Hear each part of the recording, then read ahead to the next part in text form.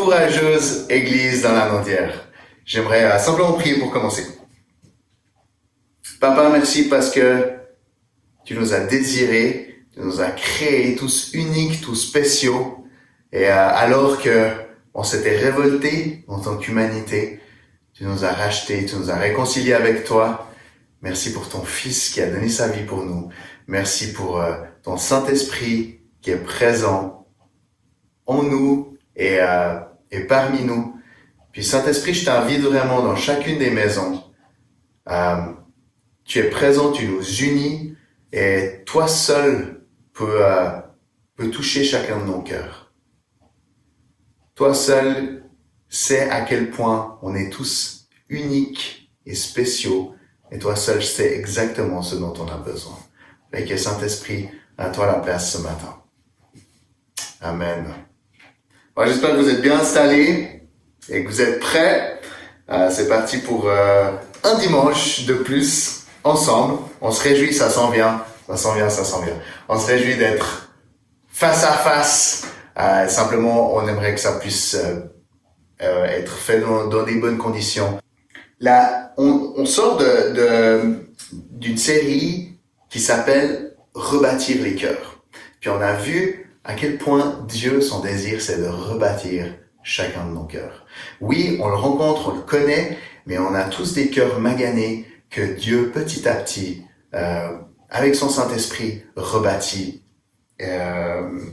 Parce que Dieu nous a réconciliés avec lui, mais il y a des séquelles, il reste des séquelles. On a été rachetés, on a été rapatriés, sauvés, mais nos cœurs gardent des séquelles. Et même des fois, il y a des blessures qu'on peut avoir alors que on connaît Dieu. Et Dieu veut rebâtir et restaurer ses cœurs. Un danger, quand on parle de rebâtir les cœurs ou quand on parle de guérison intérieure, c'est qu'on peut avoir cette image que il y a comme une espèce de chrétien tout guéri, tout parfait, puis on aimerait être ce chrétien. Des fois, on a l'impression que les pasteurs peuvent être un peu comme ça, ou d'autres personnes qu'on peut voir devant. Un peu cet idéal d'un chrétien lisse, parfait, qui agit comme un bon chrétien. Et j'aimerais vous dire, c'est pas un bon idéal. L'idéal du chrétien lisse, parfait, qui limite a besoin de personne, c'est pas l'idéal. C'est pas l'idéal de Dieu. Et la prochaine série, elle va s'appeler Le corps libéré. Le corps libéré les uns envers les autres et le corps libéré pour aller porter l'amour de Dieu vers l'extérieur. Et pour trancher avec cette image du chrétien lisse, imaginez des pièces de puzzle où il y a dans les pièces de puzzle, il y a un peu comme les plus et les moins si on veut. Et c'est de la même manière que ces plus et ces moins s'emboîtent et font que le casse-tête, excusez-moi j'ai dit puzzle, mais le casse-tête reste ensemble. C'est encore des restes de l'Europe, mais le casse-tête reste ensemble. C'est justement grâce à ces plus et ces moins. Deux ronds lisses peuvent être les uns à côté des autres, deux carrés peuvent être l'un à côté de l'autre, mais ils peuvent pas être tenus unis ensemble.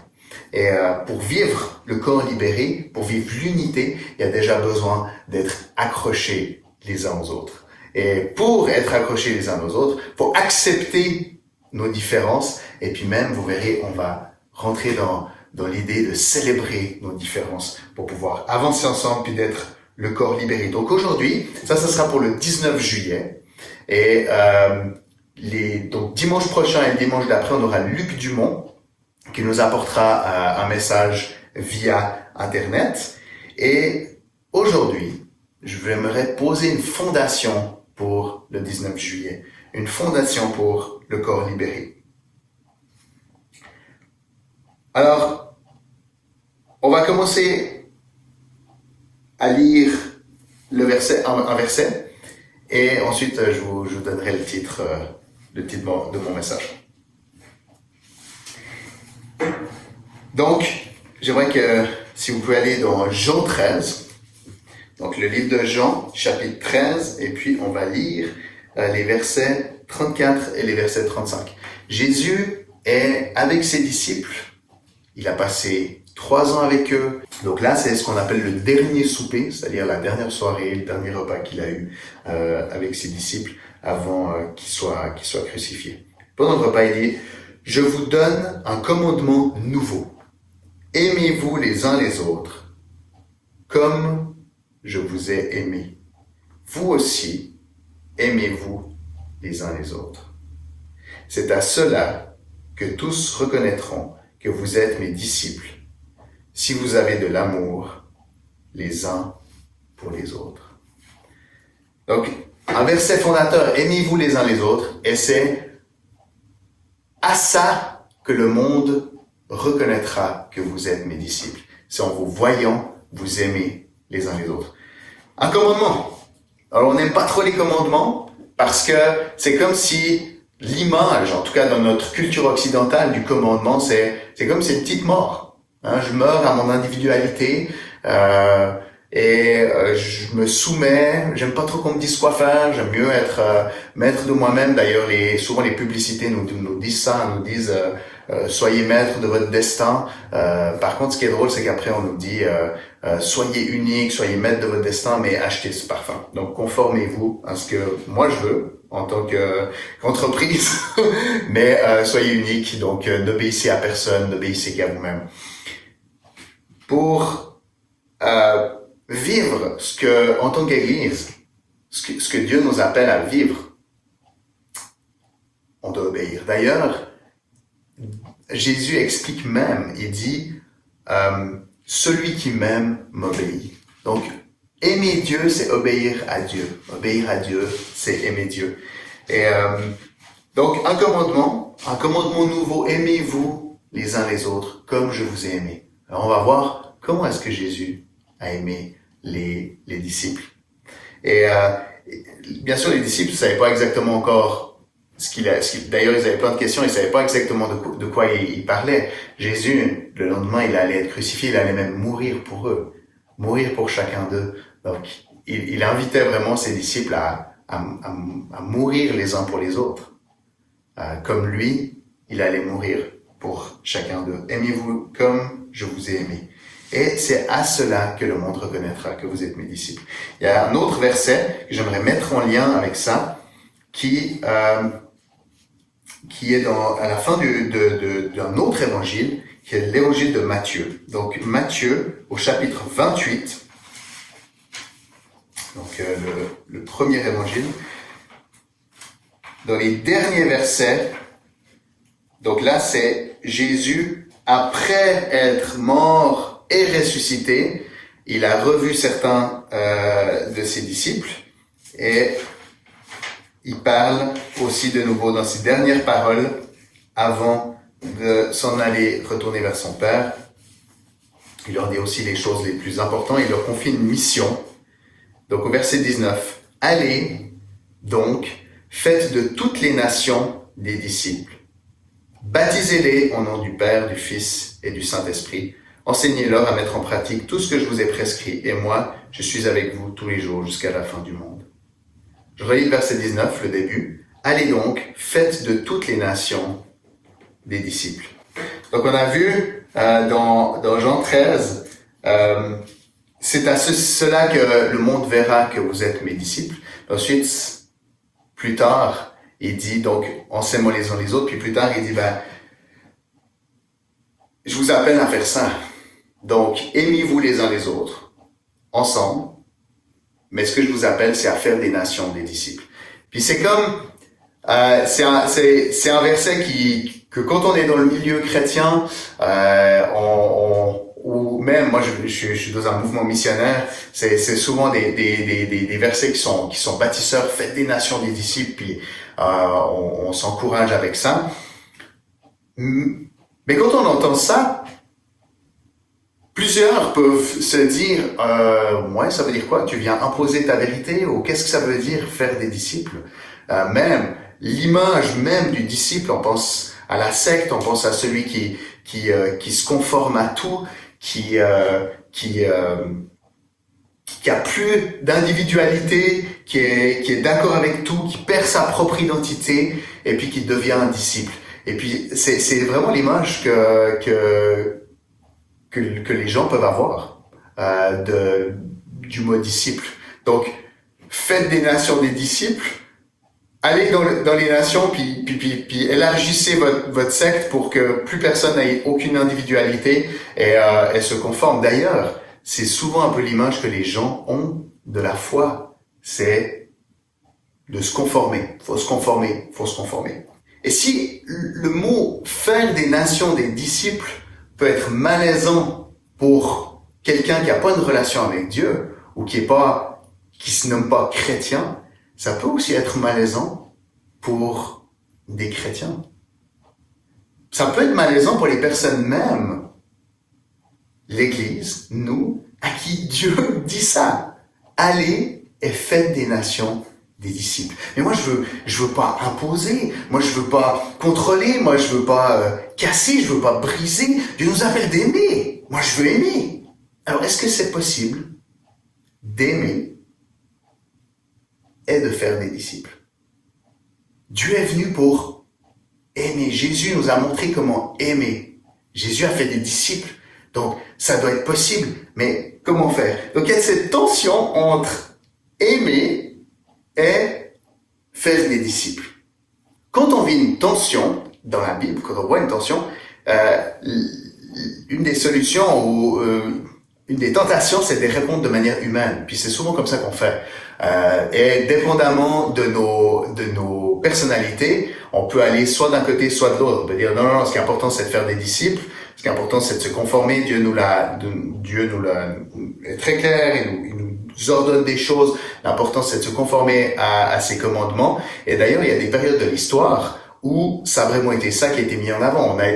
On a déclaré les règles du christianisme et on a imposé ces règles du christianisme. Et c'est souvent ce que les gens encore gardent. Et au Québec, peut-être encore plus qu'ailleurs, parce que ça a duré plus longtemps. C'était après le Moyen-Âge.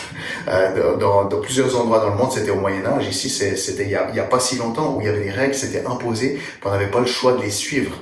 Pas sous peine de mort, mais sous peine d'être écarté, d'être banni ou d'être en tout cas condamné verbalement et rabaissé. Donc il y a cette tendance humaine et c'est une des manières de réagir humainement à une tension qui est là dans la Bible et de dire ok, on va faire des disciples par la manière forte. Et comme dans n'importe quoi, si on a été dans un balancier, dans un sens, il peut y avoir une autre tendance après. C'est de dire non, mais il faut aimer. Et aimer, ça veut dire accepter. Aimer, ça veut dire tolérer. Hein? C'est ce mot faire des disciples, il est tellement difficile à entendre, il est tellement difficile à encaisser. Dieu nous demande d'aimer. D'ailleurs, Jésus, il est venu, il a aimé. Et on va dans la direction où aimer veut dire accepter. D'ailleurs, une des plus grandes valeurs de notre temps, c'est la tolérance. Hein, on tolère tout, on accepte tout. On est d'accord avec tout. Et pourquoi on pourrait avoir cette tendance aussi là, c'est que dans le fond, on a besoin d'être accepté. On a besoin nous-mêmes de notre cœur a besoin d'être accepté. On veut pas être rejeté. On veut pas être rejeté par les gens qui croient pas. De la même manière que les gens qui croyaient pas, c'est eux qui étaient rejetés sous la période de la grande noirceur.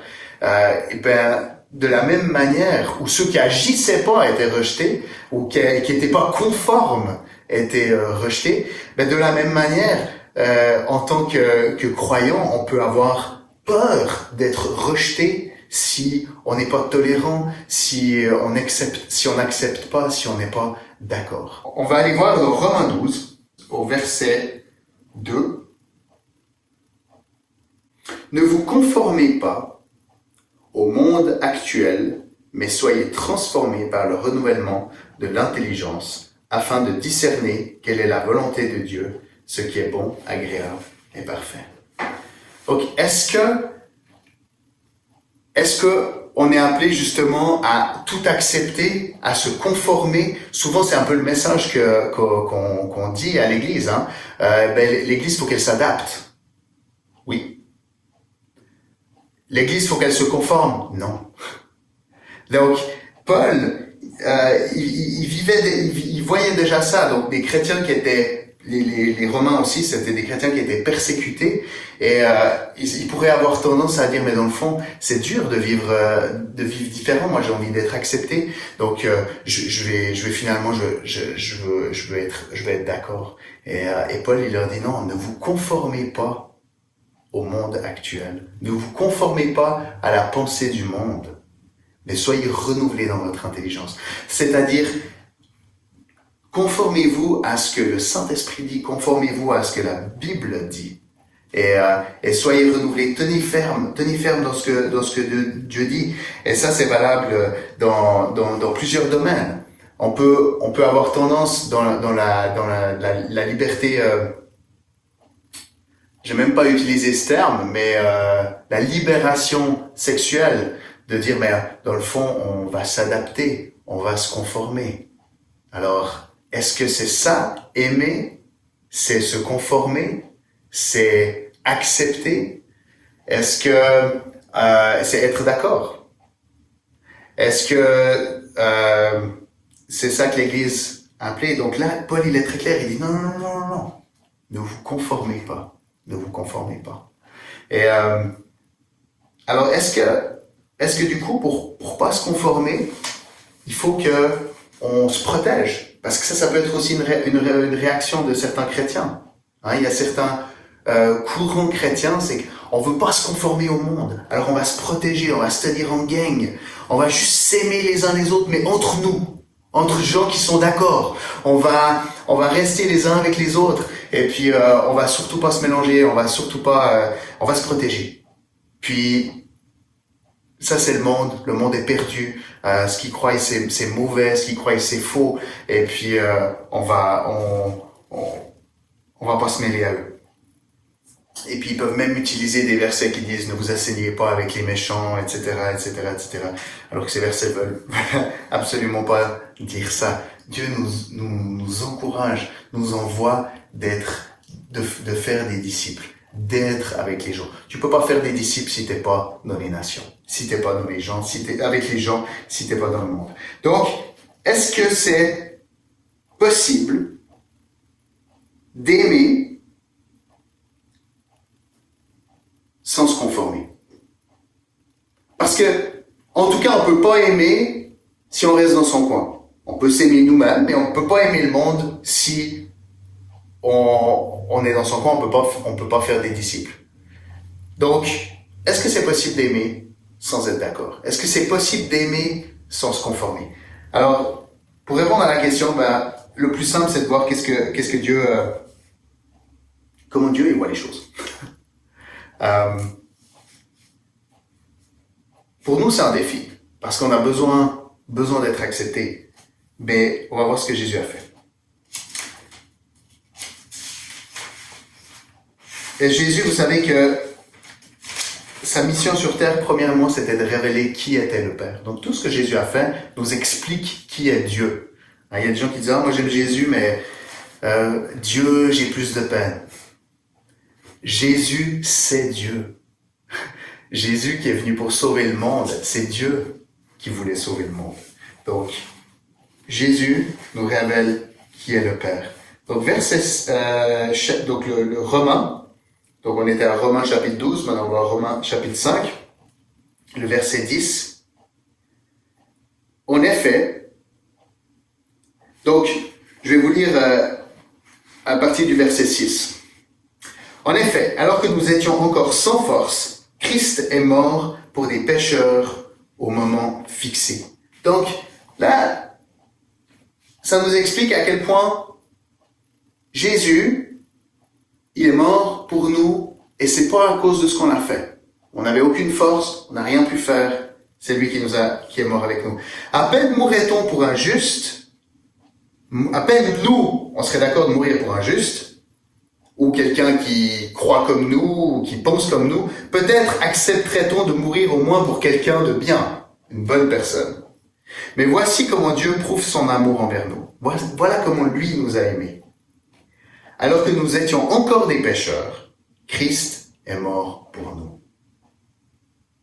Alors que on était en train encore de faire le péché, pas des hommes de bien, pas des personnes de bien, Christ est mort pour nous. C'est ça que ça veut dire aimer comme Jésus. C'est aimer des gens, pas des gens parfaits, mais aimer des gens qui pêchent, des gens qui font le mal. Ça nous libère pour nous aimer les uns les autres, ça nous libère pour aimer tout le monde. Mais pour qu'on soit sûr d'avoir bien compris, il va plus loin. Puisque nous sommes maintenant considérés comme justes grâce à son sang, nous serons à bien plus forte raison sauvés par lui de la colère de Dieu.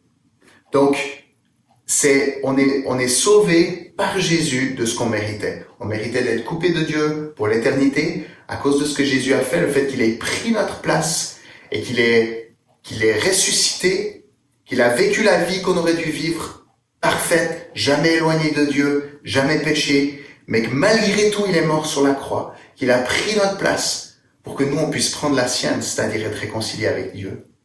Mais à cause de ça, on est sauvés. Donc on est sauvés d'être séparés de Dieu pour toujours. Mais écoutez bien, parce que c'est là que ça s'en vient. En effet, si nous avons été réconciliés avec Dieu grâce à la mort de son Fils, lorsque nous étions ses ennemis, nous serons à bien plus forte raison sauvés par sa vie maintenant que nous sommes réconciliés. Dieu nous a réconciliés avec lui alors que nous étions ses ennemis. Est-ce que Dieu était d'accord avec ce que l'humanité faisait?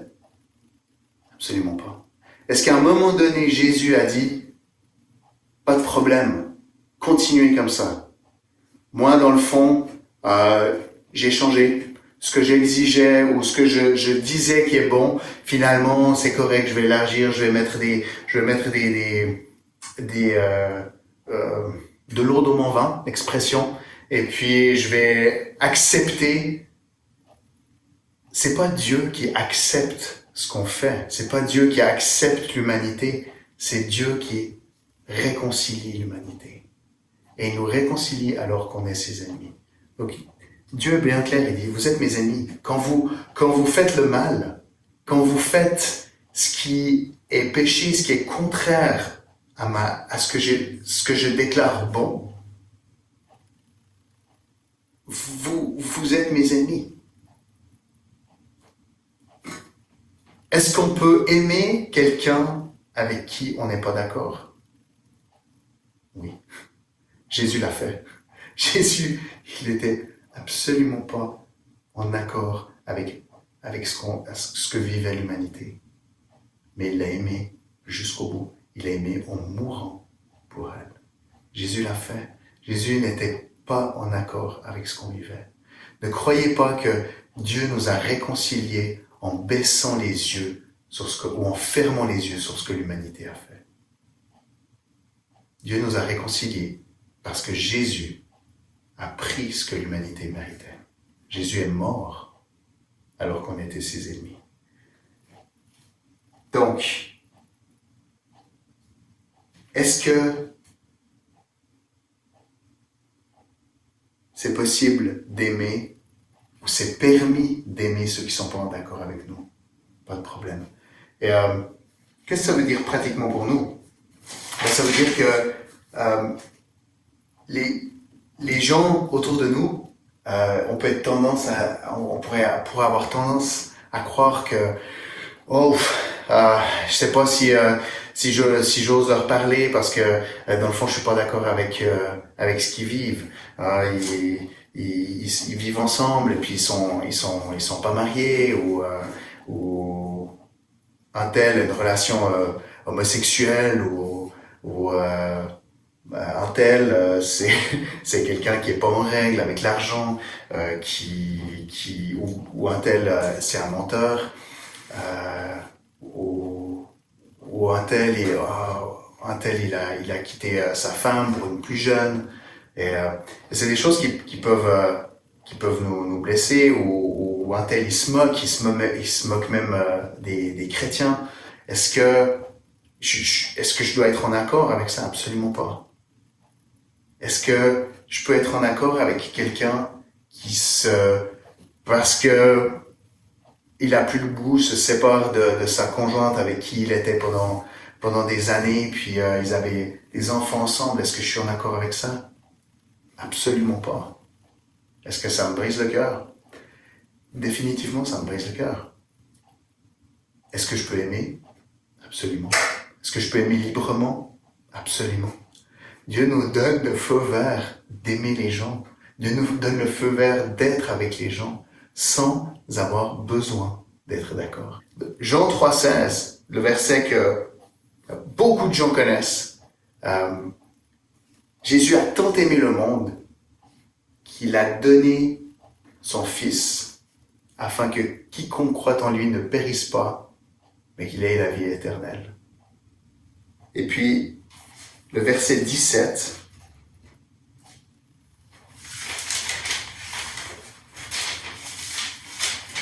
La preuve, je connais par cœur le 16, mais je vais vous lire correctement le 17. Donc, Jean 3, 16. En effet, Dieu a tant aimé le monde qu'il a donné son Fils unique, afin que quiconque croit en lui ne périsse pas, mais ait la vie éternelle. Le 17. Dieu, en effet, n'a pas envoyé son Fils dans le monde pour juger le monde, mais pour que le monde soit sauvé par lui. Nous, on a la mission du Fils. Dieu n'envoie pas son Église dans le monde pour juger le monde, mais pour amener le message du salut, pour amener le message de la bonne nouvelle, le message de l'Évangile. Donc, est-ce qu'on peut aller vers les gens, même si on n'est absolument pas en accord avec eux? Bien sûr. Qu'est-ce qui nous empêche de faire ça? Ben souvent, on se bat dans nos propres vies contre les mêmes choses qui se passent dans le monde. Pourquoi est-ce qu'il y a des gens qui diraient il faut absolument, si tu veux être une bonne personne, il faut absolument que tu descendes dans la rue, ou si tu veux être une bonne personne, il faut absolument que tu fasses ci, il faut absolument que tu fasses ça. Si on lit les commentaires sur les réseaux sociaux, c'est hallucinant le nombre de personnes qui se permettent de juger soit des gestes, soit des déclarations de personnes, alors qu'ils connaissent absolument pas leur vie. Ils connaissent pas les motivations du cœur des personnes, parce qu'on peut pas lire les cœurs, mais ils jugent. Et ils disent, ah, t'es pas une bonne personne parce que t'as dit ça, ou ça, ou parce que t'as fait ça, ou toi t'es une mauvaise personne. Même entre frères et sœurs, entre chrétiens. T'es pas un chrétien, t'es une mauvaise personne. Donc, pourquoi est-ce que les gens se permettent autant de juger? Parce que dans nos cultures, entre autres, et dans la culture postmoderne, notre identité est basée sur ce qu'on fait ou ce qu'on sait. Donc, je suis une bonne personne parce que je fais ça, ça ou ça. D'ailleurs, ça nous vient je vous l'ai déjà partagé, mais ça nous vient de tout au début de la Genèse, quand l'humain a cru le serpent qui lui dit si tu manges de ce fruit, tu vas devenir comme Dieu. Alors que Dieu avait créé l'humain en disant je le fais à mon image. On était déjà à la ressemblance de Dieu. À cause de ce que lui, il avait fait, à cause de qui Dieu était. Mais l'ennemi, il dit non, si tu veux vraiment être comme Dieu, il faut que tu fasses ça. Donc c'est là que a commencé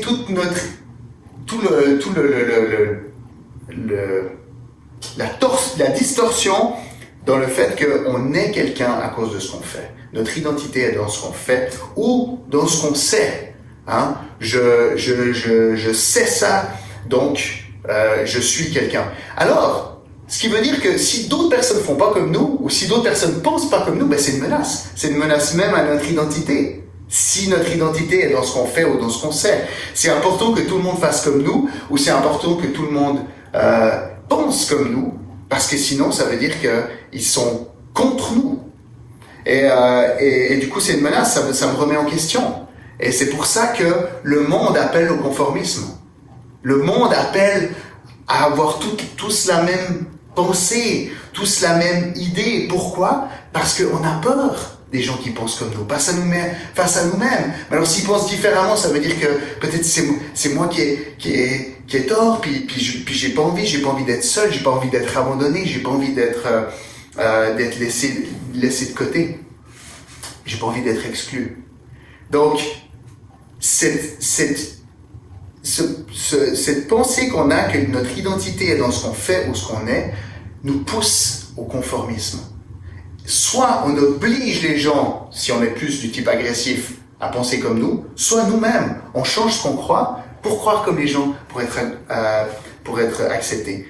Et c'est pour ça que dans l'Église, il y a eu ces courants où il fallait absolument se plier à telle ou telle règle. Et puis le christianisme, dans le fond, c'était être chrétien, c'est se conformer aux règles. Donc, par crainte, par besoin de trouver notre identité dans ce qu'on fait. Alors on a vu que c'est possible d'être en désaccord et d'aimer. Mais comment est-ce que c'est possible? Comment est-ce possible d'être unis alors qu'on n'est pas d'accord? Comment est-ce possible d'aimer alors qu'on n'est pas d'accord? Alors on a vu, Jésus il l'a fait avec nous, il nous a réconciliés avec lui. À cause de ce que lui a fait, on est réconciliés avec lui. Et Paul, il explique ça dans une autre lettre qu'il a écrite aux Éphésiens. Et il leur... au chapitre 2, au verset 16, il dit, il a voulu les réconcilier l'un et l'autre. Donc là, il parle des Juifs et des non-Juifs.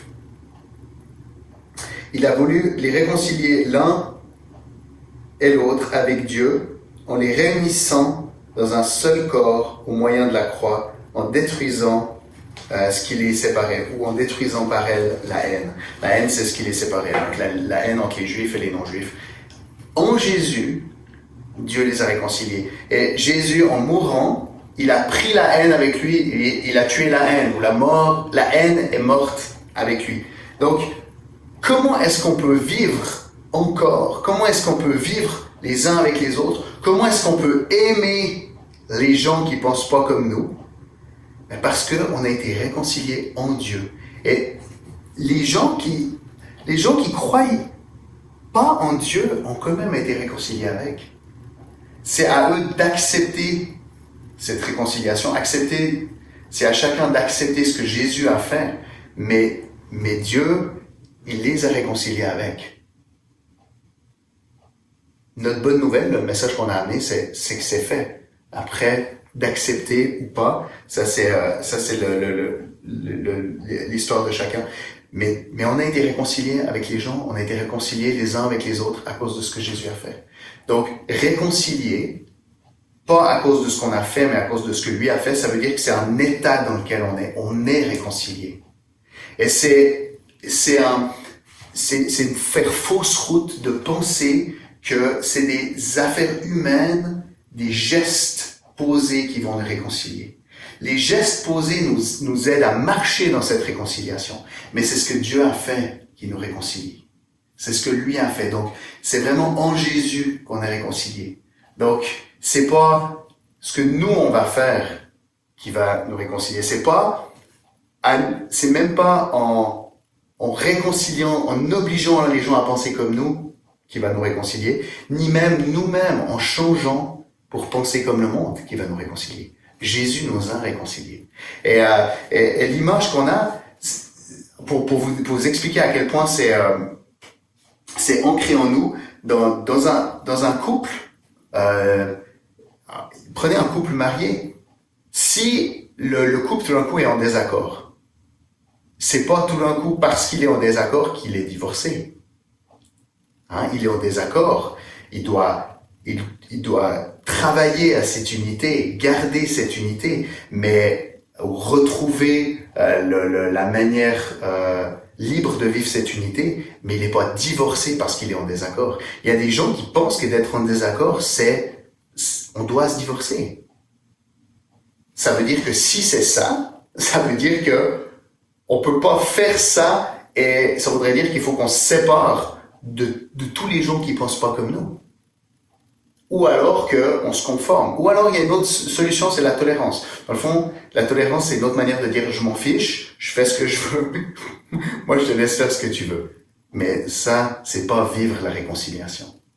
Vivre la réconciliation, vivre l'unité, c'est d'accepter que c'est Jésus qui a pris toute cette haine les uns qu'on avait pour les autres et puis qui nous a réconciliés.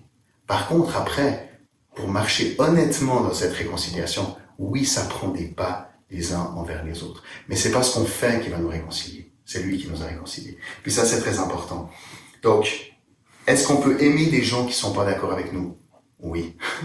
Oui, on est libre. Soyez libre d'aimer tous les gens que vous voulez. Soyez libre de vous tenir avec les gens que vous voulez. Des fois, effectivement, il y a des choix qu'on doit faire dans notre relation parce que nous-mêmes, ça peut, hein, si on a été dans une dépendance puis qu'il y a certaines amitiés qui nous poussent vers cette dépendance, ben, effectivement, ça vaut la peine de nous protéger. Mais c'est pas parce qu'on n'aime pas les gens, c'est parce que nous-mêmes, on a besoin de se protéger. Mais de croire qu'il faut qu'on pense comme les gens pour les aimer, ou de croire qu'il faut qu'on aille dans une église où tout le monde pense pareil, ou de croire même que c'est ça qu'on veut dans l'église dans la Naudière, qu'on pense tous pareil, absolument pas. Dieu nous a créés tous individuels, et Dieu est mort pour chacun. Dieu est mort pour la beauté de chacun individuellement. Est-ce qu'il veut nous laisser avec nos cœurs brisés? Non, on a vu que non, parce qu'il nous aime trop pour ça. Est-ce qu'il veut qu'on continue chacun à faire ce qui fait du mal? Non. D'ailleurs, quand il rencontre quelqu'un dans la Bible, il l'aime. Il n'avait aucun problème d'être avec les pécheurs. Il n'avait aucun problème de se tenir avec ceux qui n'aimaient pas Dieu ouvertement. Aucun problème d'être vu avec les prostituées ou d'être vu avec les collecteurs d'impôts. Il n'avait aucun problème avec ça. Par contre, quand il intervenait dans la vie de quelqu'un, il disait « Va et ne pêche plus ». Est-ce qu'il acceptait ce qu'il faisait? Absolument pas. Est-ce qu'il les aimait? Absolument. Donc, on est libre d'aimer comme Jésus a aimé. Et si lui l'a fait, il peut le refaire au travers de nous. C'est l'Esprit qui fait ça. Donc c'est OK de pas être d'accord. Dans l'Église, en dehors de l'Église, c'est OK de pas être d'accord. Parce que notre identité, elle n'est pas dans là-dedans. Maintenant, Paul, il dit, dans Philippiens 2, au verset 2, donc c'est aussi une église à qui il écrit, « Rendez-moi ma joie parfaite en vivant en plein accord, en ayant un même amour, un même cœur, une unité de pensée. » Donc là, Paul, il les encourage à être d'accord. Donc on vient de voir que c'est correct de ne pas être d'accord, mais Paul, lui, il les encourage d'être d'accord. Alors on va aller voir dans Romains, de nouveau, cette fois on va aller au chapitre 14, verset 20. Il va donner un exemple de ça, par rapport à être d'accord. Qu'est-ce que ça veut dire? Donc, le problème qu'ils avaient, les Romains, c'était entre autres par rapport à les Juifs, justement, qui disaient, mais il faut manger telle ou telle nourriture.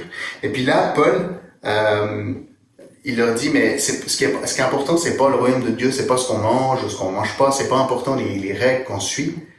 Par contre, il dit, c'est important, ce qui est important, c'est de ne pas causer la chute de quelqu'un.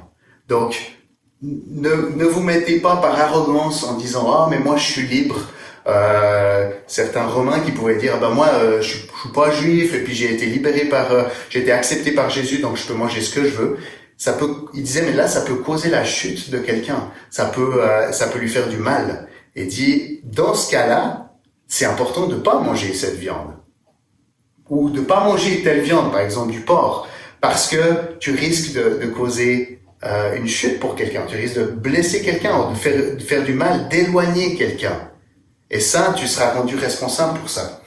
Donc il dit, pour de la nourriture, ne détruis pas l'œuvre de Dieu. Certes, tout est pur. Il dit, moi c'est ce que je crois, tout est pur, mais il est mal de manger quelque chose si cela représente un obstacle pour quelqu'un.